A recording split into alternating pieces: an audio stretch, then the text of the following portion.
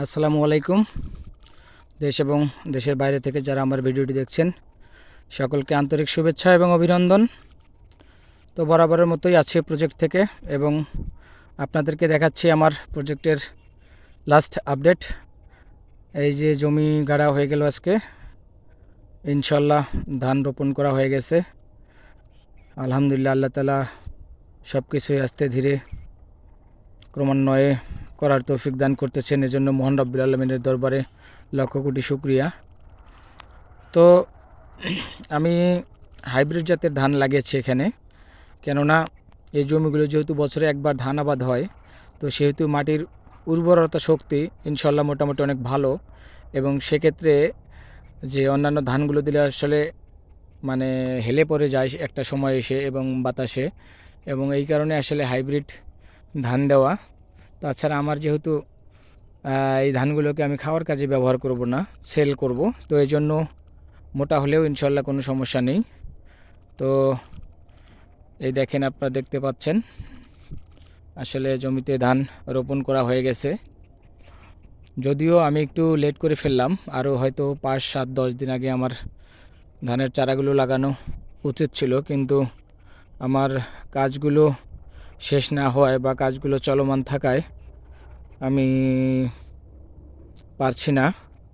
তো এই হচ্ছে আমার এখানকার অবস্থান। এবং এই সাইডটা একটু নিচু হয়ে গেছে এবং এই জায়গায় একটু পানি বেশি এবং মাছটা একটু উঁচু হয়ে গেছে। তো জীবনে প্রথমবারের মতো কৃষকের খাতায় নাম লিখিয়েছি। দোয়া রাখবেন যেন আল্লাহ তাআলা ভালো কিছু অর্জন করার তৌফিক দান করে, মানুষের যে কথা বা মানুষের যে উত্তরগুলো যেন কাজে দিতে পারি, এই নিয়েতে যেন এগোতে পারি। আসলে মানুষ যত ধরনের কথা বলে বা মানুষ যে কথাগুলো বলে, এসব সহ্য করে আমাদের মতো ইয়াং জেনারেশন যারা আমরা আছি, যারা কৃষিকে আধুনিকভাবে রূপান্তর করে কাজ করতে চাই, তাদের জন্য আসলে মানুষের কথা অপেক্ষা করে কাজ করাটা অনেকটাই কঠিন। এটা আসলে আমি নিজেও আগে বুঝতাম না, কিন্তু কাজ করতে এসে দেখতেছি যে আসলেই মানুষ আপনাকে এতটা ইনসাল্ট করবে, এতটা অবহেলা করবে, যেটা আপনি কখনো কল্পনাও করতে পারবেন না।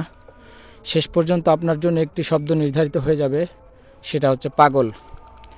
কেননা লেখাপড়া বাদ দিয়ে, চাকরি বাদ দিয়ে আসলে এগুলো করা কেউ সাপোর্ট করে না। আসলে আমাদের যারা মধ্যবিত্ত ফ্যামিলি, এরা মনে করে যে সন্তানকে লেখাপড়া করাবো, একটা ভালো চাকরি করবে এবং সেই চাকরির টাকা দিয়ে বা চাকরি স্যালারির টাকা দিয়ে সে সুন্দর একটা জীবন তৈরি করবে। আসলে এদেরকে এটা বোঝানো সম্ভব নয় যে আসলে চাকরি করে কখনো নিজের ভাগ্যের উন্নয়ন করা সম্ভব নয়। হয়তো দুমুঠো খেয়ে বেঁচে থাকা সম্ভব,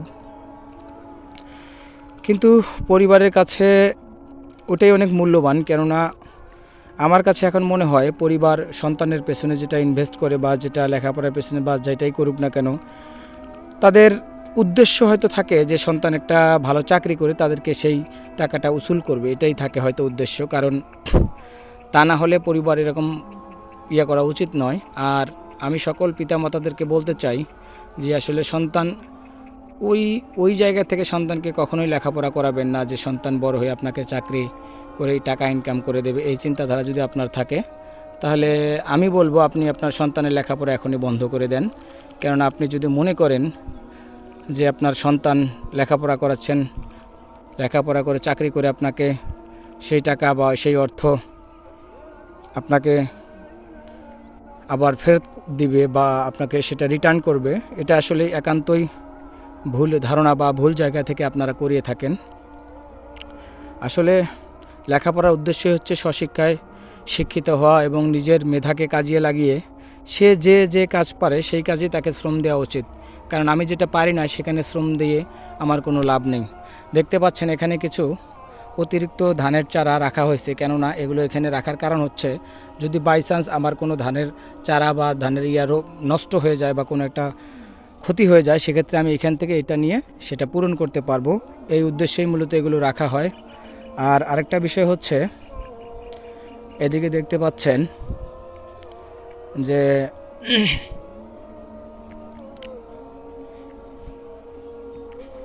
এখানে এই যে এই কর্নারে একটু জায়গা খালি আছে, আসলে এই জায়গাটা একটু একটু নিচু করা হয়েছে, একটা গর্ত করা হয়েছে যেন এখানে মাছ টাছগুলো আশ্রয় নিতে পারে। তো এই উদ্দেশ্যে আর কি এখানে এটা রাখা হয়েছে। আসলে কাজ এখনও চলমান, যেহেতু ধানের লাগানোর সময় শেষ, তো এই জন্য আসলে তড়িঘড়ি করে ধানগুলো লাগানো হয়ে গেছে। তো এই ছিল আজকের মতো আপনাদের জন্য তথ্য। তো আশা করি ভালো থাকবেন। আল্লাহ হাফেজ।